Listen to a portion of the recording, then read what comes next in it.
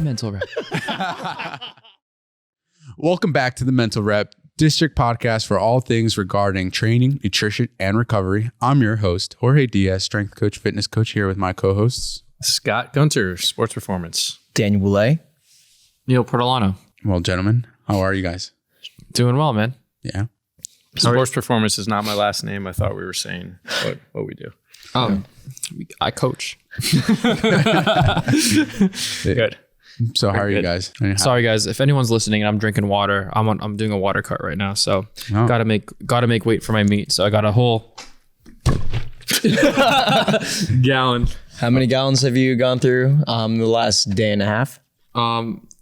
This is going to be my third one. I got to drink 4 gallons. Whoa, 4 gallons? 2 gallons. You normally 2 gallons. drink 4 gallons? 2 gallons a day. So it'll be 4 gallons by today. Wait, why are you drinking this much water?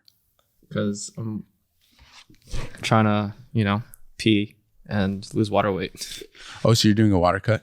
Yes, sir. So what's a water cut for those listening that don't know what a water cut is?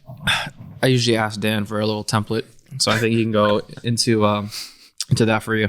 I just steal it offline and hope for the best. No, honestly, a water cut is essentially like trying to get your body to increase just overall urination by turning off the hormone, the antidiuretic hormone. Is that right? Antidiuretic hormone? Oh, yes. So anti-peeing. Okay. So turning off the antidiuretic hormone to allow your body to excrete the excess water weight so that if, somebody's hovering 2 to 3 kilos or like 4 to 6 pounds over like their competition weight, it's going to give them the opportunity to help lose a little bit of that extra weight to make that weight class for any weight class based sports. We should also mention that he's actually competing and he's not just doing this for fun or for so-called fat loss, where a lot of people... Oh, no. It's all my about fat loss. Juicy stories we have for that. Wait, so you're going to regain that weight back, right? Yeah, pretty quickly. You usually gain it back within a couple hours. Mm-hmm. So it's not a permanent change. It's just for the sake of weighing in at a certain number and then continue on with, what are you doing? Olympic weightlifting? Olympic weightlifting, yeah. And that's where you curl as much weight as possible with your arms. Yeah, strict. Yeah, it's actually an overhead deadlift. An overhead deadlift.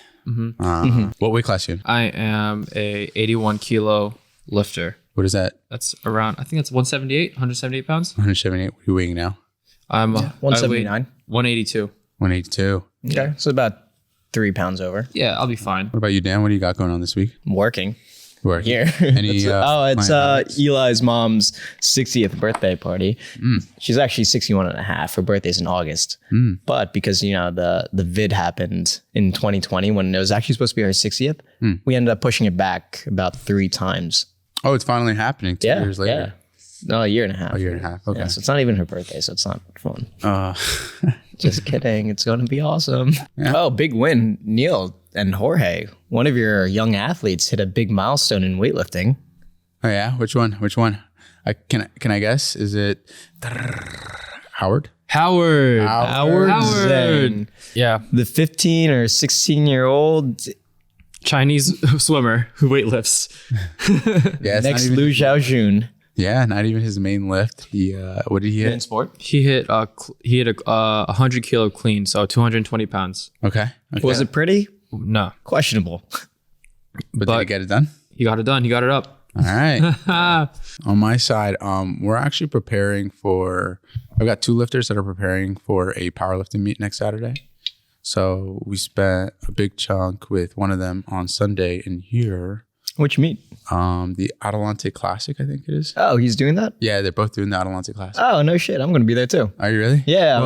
Jason. Jason's doing it. Jason's competing. What weight class is he? He is the heavier than Dylan weight class. But 90 kilograms? No, he's, I think, 100. 100 kilograms? No, actually, he's 90. 90 kilograms. 90. He's a 90 kilo lifter. Oh, so they're going to be competing against each other. Oh, nice. Oh, we got 2 lifters. Oh, this is so exciting. Against each other. Oh, that's so funny. That's so interesting.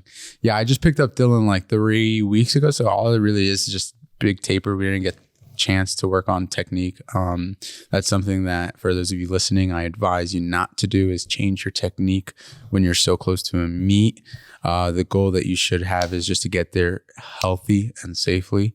and then think about making technical changes afterwards. So right now, Dylan's actually facing somewhat of a hip injury. I guess it happened some point prior to us getting started, but I think we've narrowed it down. Both of you guys kind of helped me out with that. It's something to do with his external rotation, and I'm pretty sure he only gets into hip external rotation, when it's off the ground. And I think at that point, it's just kind of unstable and it might be causing some irritation. What do you guys think about that? Which hip is it? It's right hip. Is right. Interesting. I feel like it's relatively common. Yeah.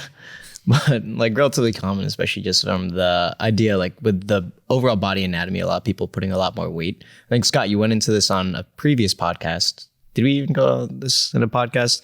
We thought about it. Yeah. A lot of people tend to favor the right hip in pretty much everything they do. They look at your friends when they're standing still. Most of them are going to shift into the right hip just because the body feels a little more stronger, supported over there. I think we did touch on this a little bit based on our internal anatomy. We have more organs, more supporting structures on that right side. We tend to favor that right side. So after however many years of his life, he's kind of developed some postural tendencies over there. But with just the hip, if we're going to keep it simple, a lot of times that joint is almost a little bit unstable in the front because the hip bone is rotated a little bit. So I find that getting that right glute to fire a little bit, getting the left adductor to fire, that can actually help pull the hips into a more stable position so that when he's at the top and he's in full external rotation, he's not just pushing on the weakest part of the front of the hip. I will every once in a while get some issues in the front there too. Sometimes your muscles will just guard in front just because it does feel a little weaker there. So if you really get that right glute firing, just single leg right glute bridges and sometimes just a lift where you're holding your hip in the air, just doing a right glute bridge and you're holding, trying to squeeze the glute as hard as possible, that can help it turn off as well. But I like that as kind of a active recovery corrective in between sets. I'm definitely going to include some of those tips in his next few weeks, actually 2 weeks he's got left.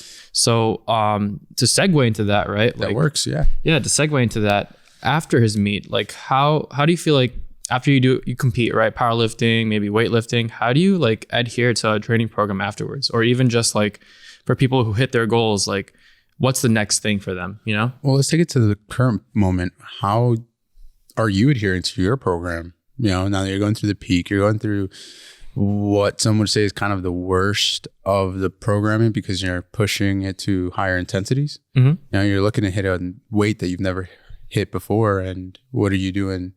What are some elements that go into that? And what are you doing to adhere to the program so that you get those, the desired outcome that you're looking for? I definitely think it's different for a lot of people because one, like this is a part of who I am, right? This is a part of my, my lifestyle. I love to train. And if I don't train during the day, then I just feel like I feel empty a little bit.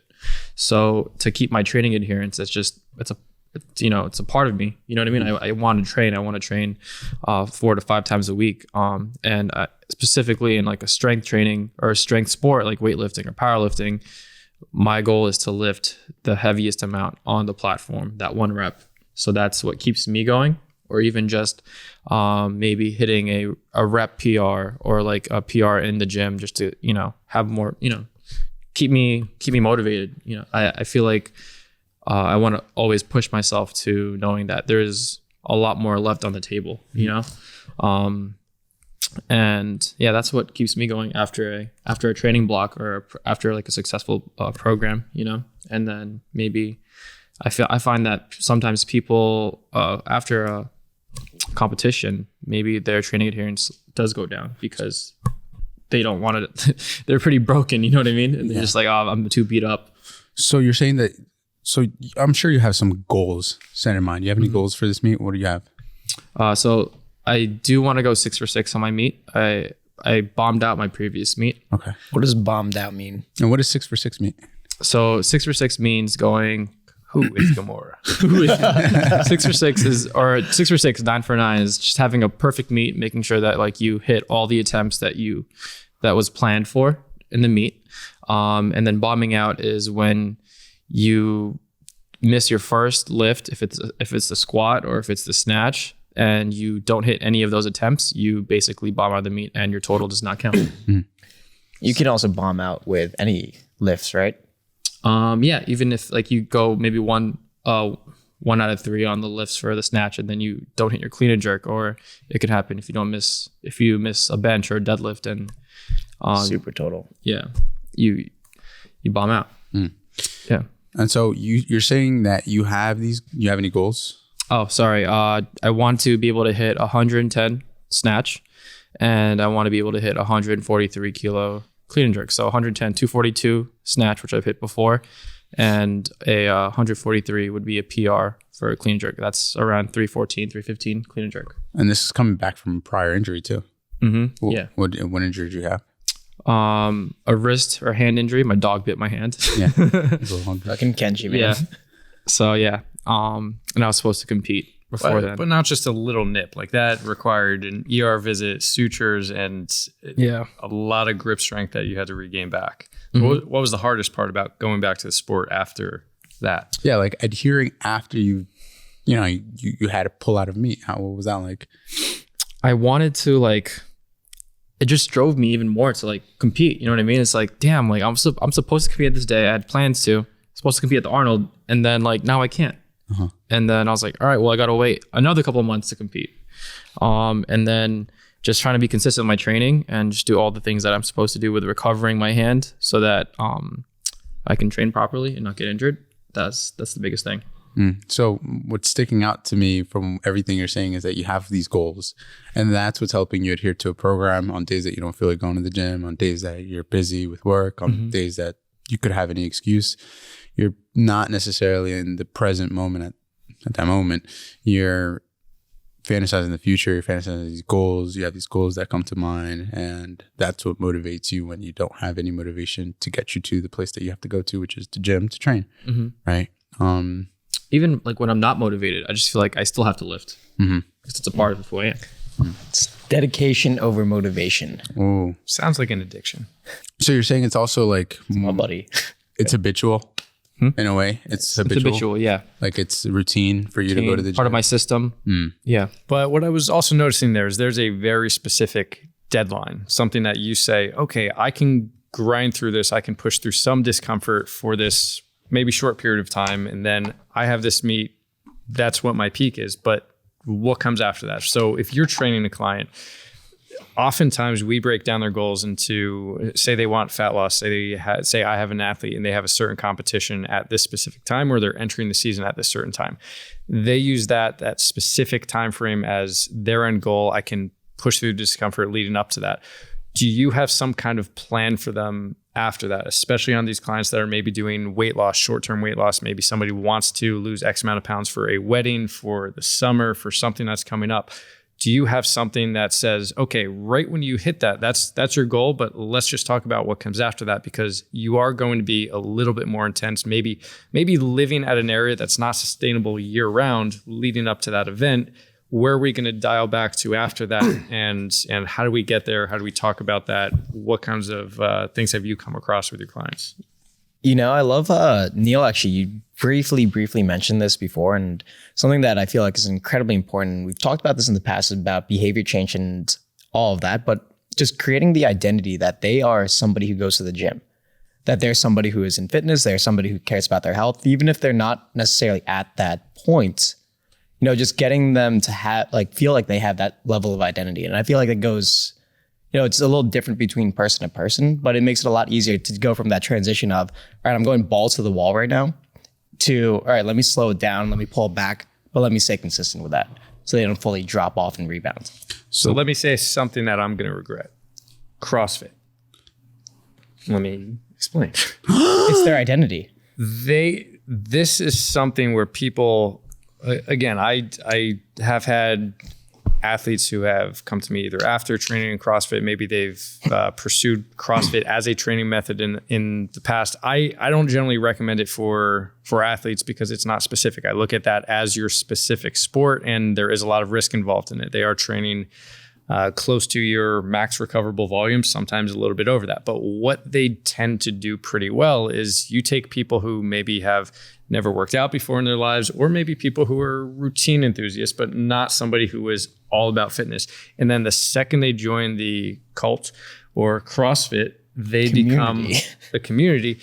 They become all about it. That becomes their identity. They change the way they dress. They talk about it frequently.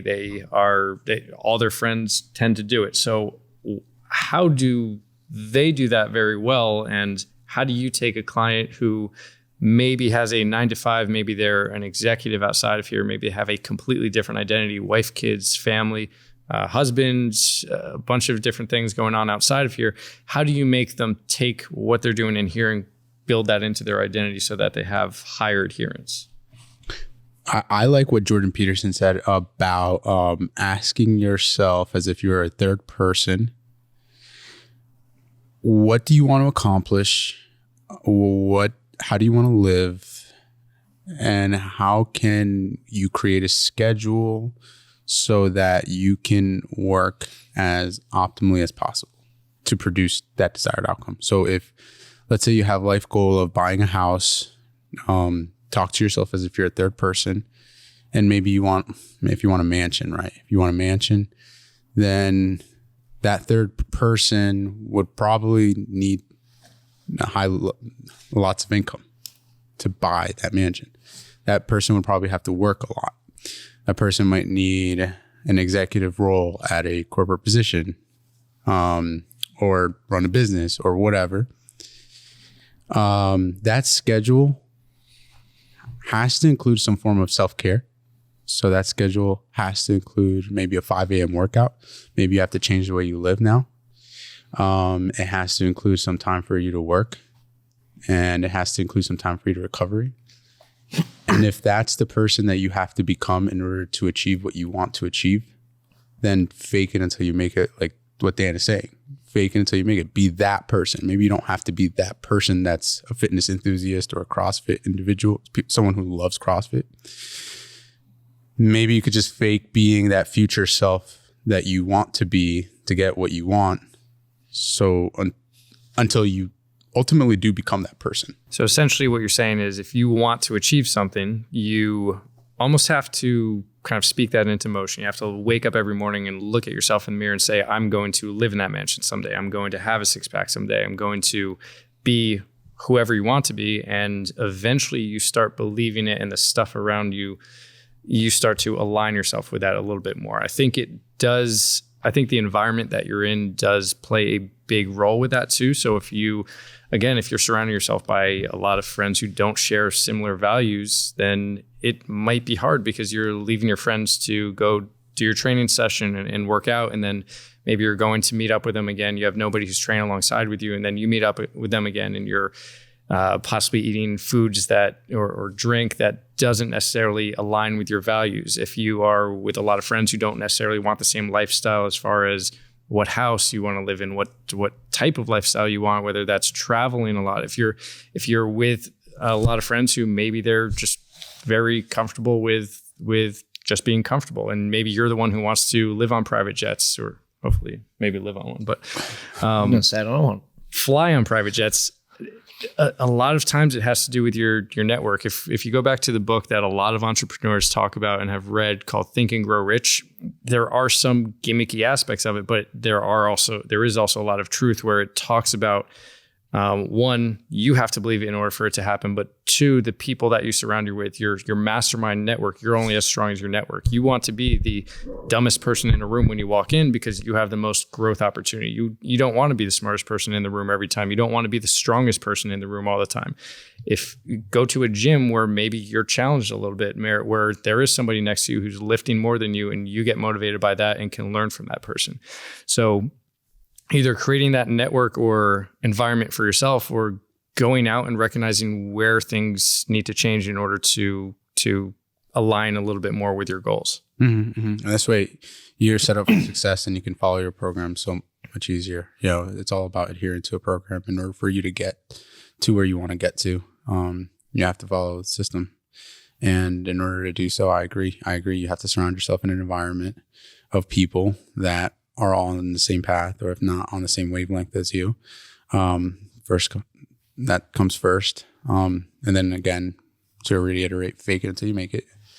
Or number 3, set some goals and follow through with those goals and those deadlines. Or number 4, live that person's life before you become that person. Yeah, absolutely.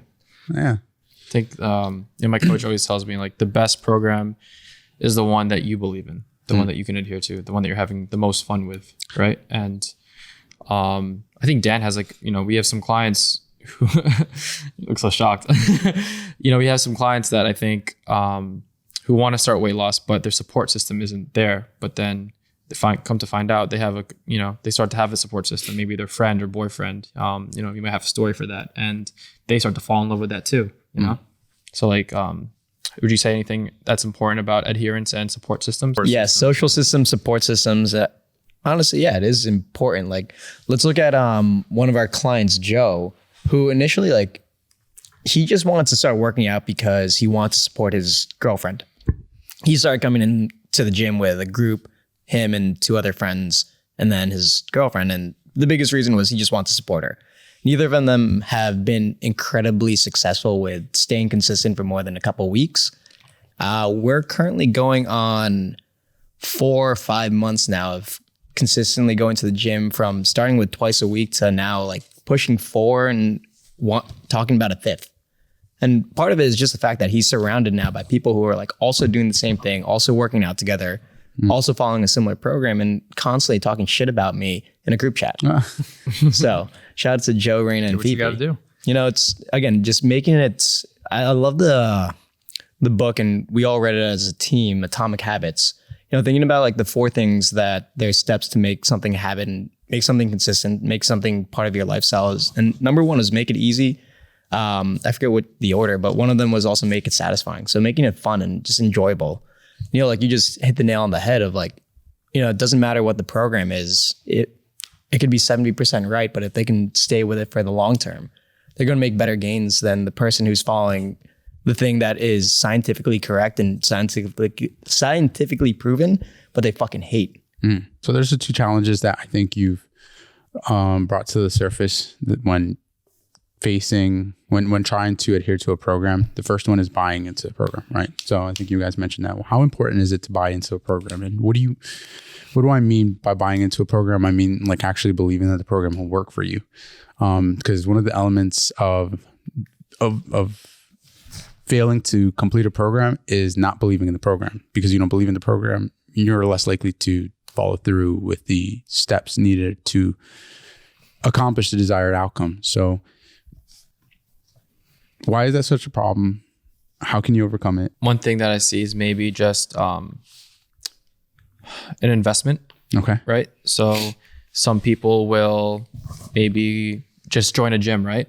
They'll join a LA Fitness or a Crunch, but the accountability isn't there, right? So their adherence to the program maybe they find online isn't going to be there because no one's pushing them to be like, oh, I got to go to the gym, So maybe they're paying, like, Planet Fitness, $10 a month, right? Just going to talk about it. Yeah.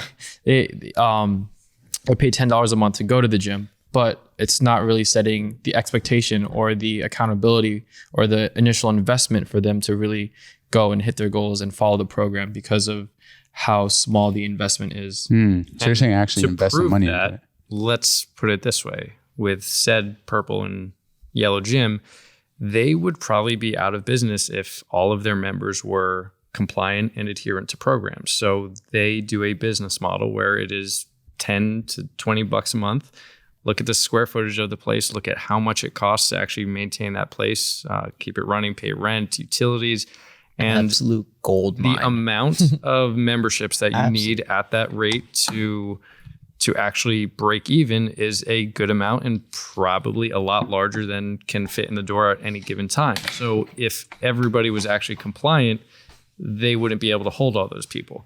So what they do is such a small investment that people like Eli, you mentioned, don't care enough to cancel that membership, and you train or maybe 2-3 times in spurts throughout the year, leading up to New Year's, or right after New Year's, leading up to the summer. You have these small little kind of seasonal training people. They create those memberships, and then they keep that membership to go back every once in a while, but you don't have that initial investment. I like people, this is kind of blending the investment and also that lifestyle, making it your entire life approach, where I like to, if I'm starting a new program or if I'm talking to someone who's starting that, I like them to maybe buy some new clothes that are more athletic based, maybe buy lifting shoes if they start to take that next step.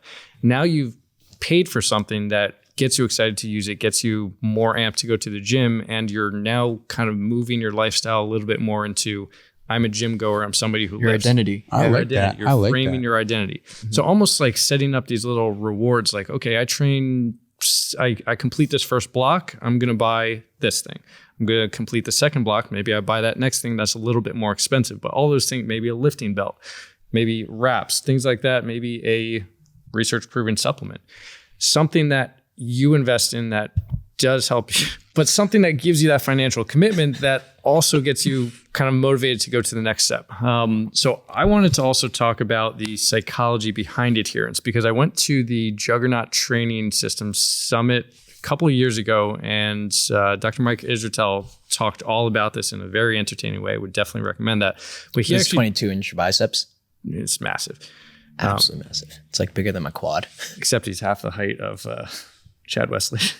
Oh my God, Smith is like. But he brick. drew a graph on the board that was kind of talking about, people think adherence is just like this. You get over the initial hump and then you're in it. It's not that simple where you start a training program, you're very motivated to do it. You can take somebody who's never trained before and they're like, yeah, I can do 4 days a week. And you get super motivated, and then week 3 hits and it gets a little harder. Week 4 hits, it gets a little harder.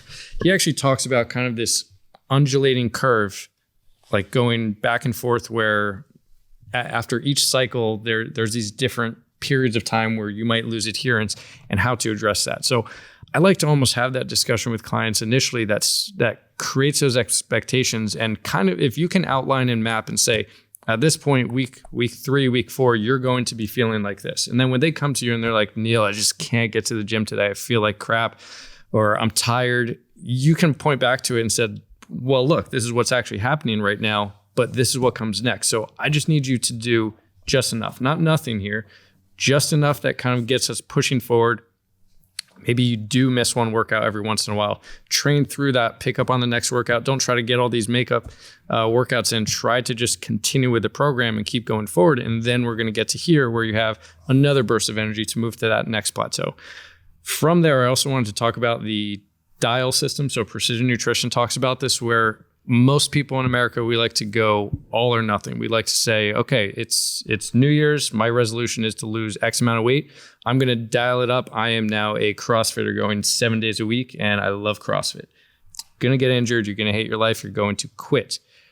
What about taking that next step? The dial system talks about different areas of your life, including training, nutrition, recovery, even social aspects, where you kind of adjust that dial based on what you can comply with or adhere to right now. So I've had clients who have had pretty busy work schedules, then all of a sudden their schedule lightens up. We don't just take a 2-day-a-week training and jump that up to 4. We'll probably dial that up 1 to 3 sessions a week, and then maybe they're doing a little bit of light recovery work on their own. Even if that light recovery work isn't building muscle or helping them burn a lot of fat, it's just putting in the habit there that's getting them to create some form of structure on that day that maybe eventually we can convert into something else like a training session.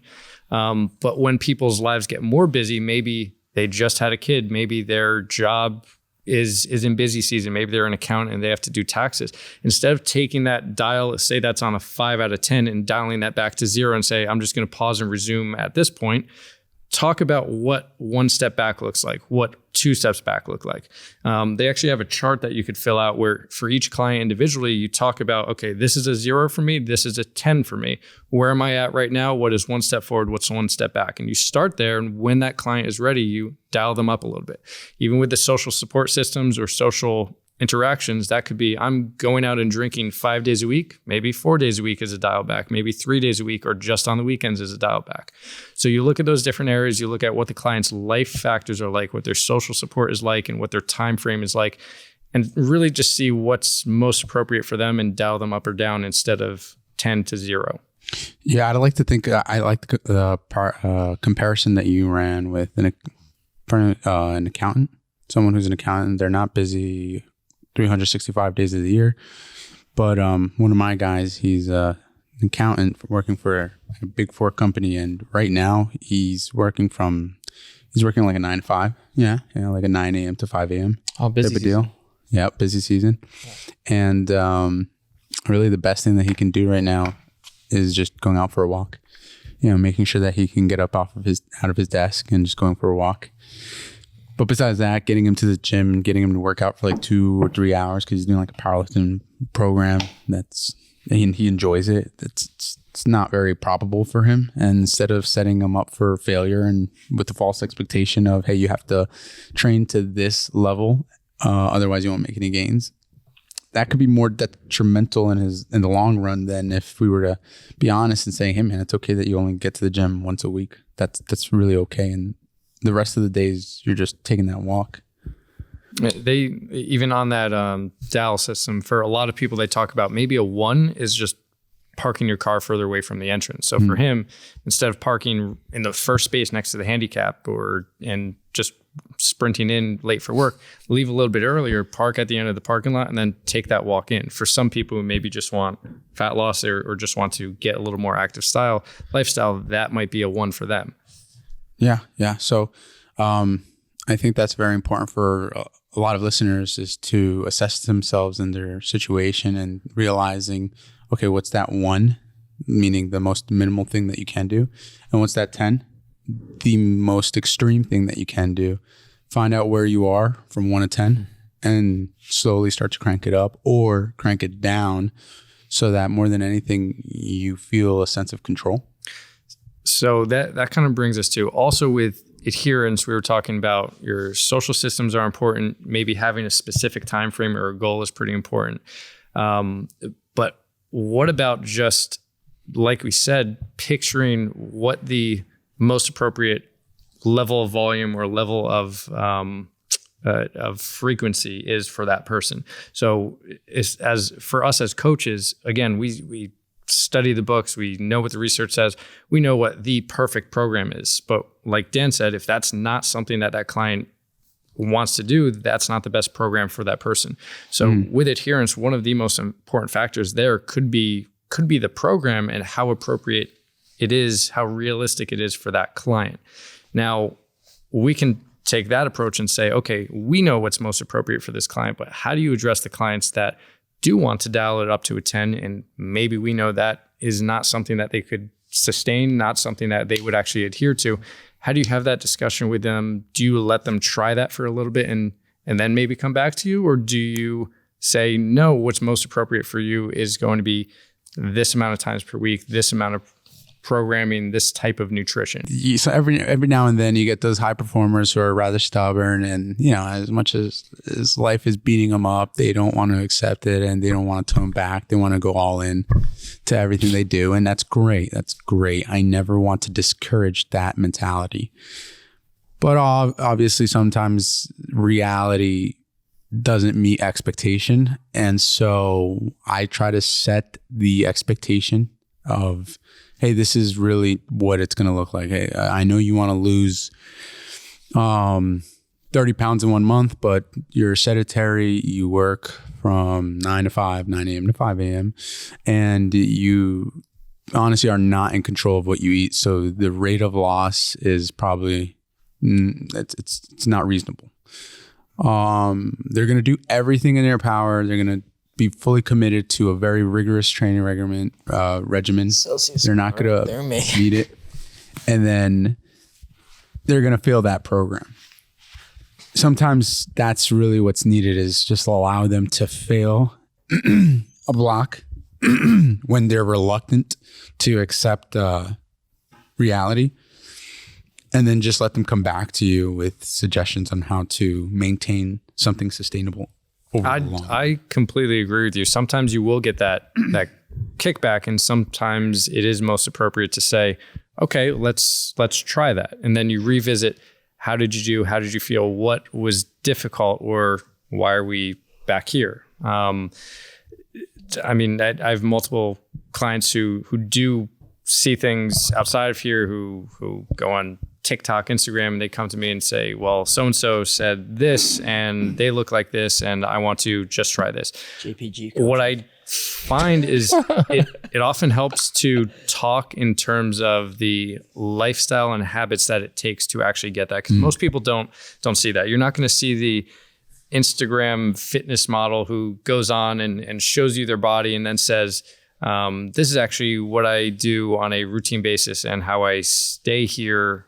consistently and how many years I've actually done that, and follow me for 24 hours a day. Yeah. There's some Photoshop. Yeah, there's some cuts right before those. We're not talking about that. and some water manipulation, sodium carb manipulation right before a photo shoot. But oftentimes those are people who, again, maybe that's their full-time job. Maybe they don't have the wife and kids or husband, kids, or 9 to 5 a.m. job, and they can train 2 days a week or 2 hours a day, and maybe their meals are prepped for them.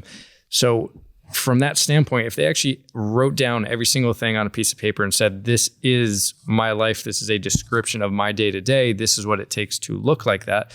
And then if we handed that prescription, if our clients were being completely honest with themselves and said, yes, I can do that, then they would actually get those results if they were able to sustain that. But most of them, if they're being realistic, would look at that and say, you know what, maybe that 6-pack abs is too much for me right now. Maybe I'm happy with being healthier, a couple pounds down, and getting better blood work and feeling a little bit better. And then when my life opens up, make a little bit more of a push towards that. Yeah, because I think sometimes it just really takes time. And for the impatient person, they're going to give up on the program if the program doesn't reap immediate results. And that is probably more detrimental towards your goal, because if you don't fall in love with the process, then it's going to take you a lot longer for you to achieve something. If it does take you a lot longer for you to achieve something and you don't fall in love with the process, then you're more likely to quit before you actually get there. It's kind of like that image of the two guys tunneling, and they're both trying to reach the destination of a pile of diamonds, and one of them turns back just inches away from striking diamonds, like the pile of diamonds. I was going to say striking gold, but in this situation it was diamonds. The guy at the top, he keeps digging, but he's far behind. I think a lot of us think of that situation as something that happens in moments and little brief periods of time, but that actually happens in a long span of time, 3, 4, 6, 7 months. I mean, Neil, you had a conversation with a coach when you were trying to build muscle, and what was the response that he gave you? It takes time. That's it. Yeah. People are looking for like 22-inch arms, and they're looking for that. And if they don't get it in 6 months, they're so upset, and they abandon ship, and they don't want to do the same thing over and over again. And people don't get the washboard abs in 1 month, and they just quit, and they just never get to that point. But the person that just falls in love with the process, makes it a lifestyle, they just kind of, they do what needs to get done, and they follow the program day after day, week after week, month after month. They're the ones that get to that point that you start to post a little bit more on Instagram. You're like, oh, look at these abs. Yeah, I think Dan referenced the book Atomic Habits, and one of our good friends, like, he also talks about it, how since he runs, like, it's boring for him. You know what I mean? It's boring, but like, he loves it.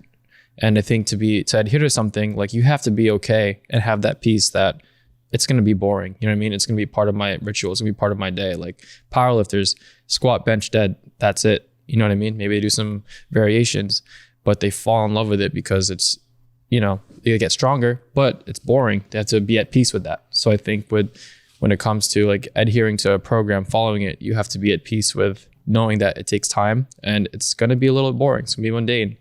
But, the little things that come with it are the strength gains, maybe the fat loss, maybe the changes in habits. And those are the little things that keep you going, to keep you following that program. Well, yeah, let's talk about it. Most people don't start a fitness journey because they're like, I really want to enjoy the journey. We think about the destination. We don't get in a car and say, actually, I do. I enjoy driving. Most people don't get in a car driving to Disney and say, I can't wait to spend a couple days in the minivan. We say we're getting to Disney. If we're talking about climbing a mountain, if you're at Mount Everest, you don't start at the bottom and then tomorrow expect to be at the top. What we're talking about with most of these clients that try, they want the 22-inch arms and then they give up. They climbed a little bit up the mountain. They didn't see results and they just like skied back down and start at base camp. So if they want to climb that mountain again and get that goal, they have to start from the bottom and kind of continue their way up. The people who actually make it to the top, they go through some tough times. They go through some devastating times. Some people have lost their lives. Not saying that's with training, but you have to go through some hardships, but you also stop along the way, create a base camp and acclimate to that area. Mm-hmm. What we're just saying with training is don't go all the way back and start from zero. Like set up your make some progress forward. Maybe in 1 year, make a good amount of progress and then set up that base camp, make that your normal, and then look at when the weather's nice, when that next time to push forward is, and eventually you're going to get there. I worked with a client at the first facility I trained out of, and this guy must be in his mid-50s, probably looks like he's in his low 40s, has big arms, to my knowledge, never took steroids. But he's just a happy guy, trains all the time. And another guy who was in that fitness class looked to him and he was a little overweight. And he said, you must work out like 5 to 7 times a week. You must eat perfect. And he's like, no, I just have been, he's like, I train 3 days a week. I do full body. I've just been doing it since I was 18. And he kept chipping away at it. And you make that subtle progress and you make it a lifestyle and you just make it something you do. It's always easier to maintain than it is to start from square one and then push forward. So even when it comes to goals, take some steps forward. Don't go back to the bottom of the staircase. Maybe take one step back, maybe settle in on that stair and then climb when you're ready. It's easier to maintain than start over. Imagine starting over on a fitness journey over and over again and over again. When you could have just kept doing the damn thing and have maintained progress and then added some progress every now and then when time clears up. Mm-hmm. To end it, how would you help the person that does follow the program to a T, right? And they have a set goal. Maybe it's like for a bodybuilding show or they want to lose weight for a wedding. Now, after they hit their goal, and they're like, what's next? How do you keep them entertained or how do you keep them motivated, even if they hit their goal? I would have them talk to coach at district-training.com. Shameless plug. Reset those new goals, you know? Mm-hmm. I usually, let's say, so for example, for Dylan and Margaret, who have a meet coming up May 7th, I already have a plan of action for the week after the meet, which is to do nothing. You know, they've invested so much time, so much mental energy into preparation for this meet that it's time to just de-stress. If you want to go fool around in the gym, do something. Just, it's like my coach told me, just don't do anything stupid. Don't get hurt. Don't get hurt. Yeah. Don't get hurt. Yeah. Don't do something stupid, but you know, just do whatever you want. And then afterwards, let me know what you want to do. That's exactly what Dr. Soya said to me. Afterwards, let me know what you want to do. And then once you have that conversation with your athlete and they let you know what you want to do, set that as either your long-term goal or short-term, as your long-term goal, and then set some short-term goals along the way. Scott, I would say the person who does stick to a program that religiously and gets all the way through, hits their goals, they might be the person who already has another goal after that, just based on that personality type. So some people might need that guidance where you pull them a step back and you say, okay, this is what we're doing after. Maybe you're just focusing on this recovery period. For a lot of athletes coming out of season, we touched on this a little bit before in the last episode, but there is a period of time where I'm actually programming in a off-season recovery, regen, deload period of time where they're actually doing something that's scheduled. So keeping a little bit of structure there so they don't go from super structured, I got all the way here, to I have zero structure. And that's a pretty dramatic shift.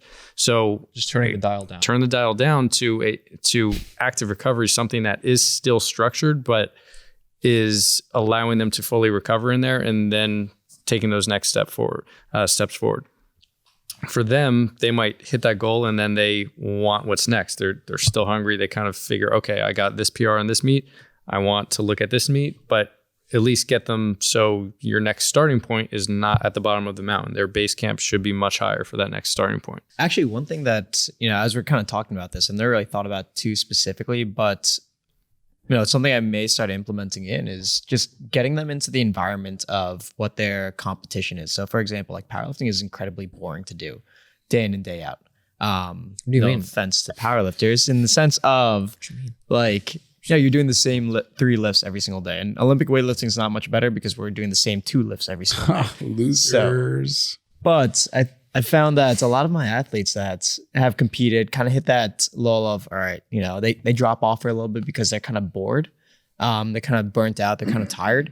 Is put them back in the environment of a competition. Put them back in, like, have them as a spectator watching one of the other athletes compete. I like that. Where, like, I'm going to use one of our clients, Dr. Kurt, as one of our powerlifters who is an incredibly strong guy, but for a little lull when he was transitioning for a new job, he was having a hard time getting motivated. He had the time, it was just the motivation, and it was relatively inconvenient to get to the district. But after he watched one of our other athletes, Amaria, compete recently, I don't think he's missed a training day since. Part of it is like just having that, oh wow, I'm excited. I watched this. I can see like, hey, like how much fun this is again. And just plugging them into that environment of, and having that visual of, I want to do this again. Yeah, like kind of like watching YouTube videos on powerlifting meets or watching your favorite powerlifter, just to keep that sense of identity going. Like watching a Marvel movie and then you just want to do martial arts everywhere. Shang-Chi. Literally.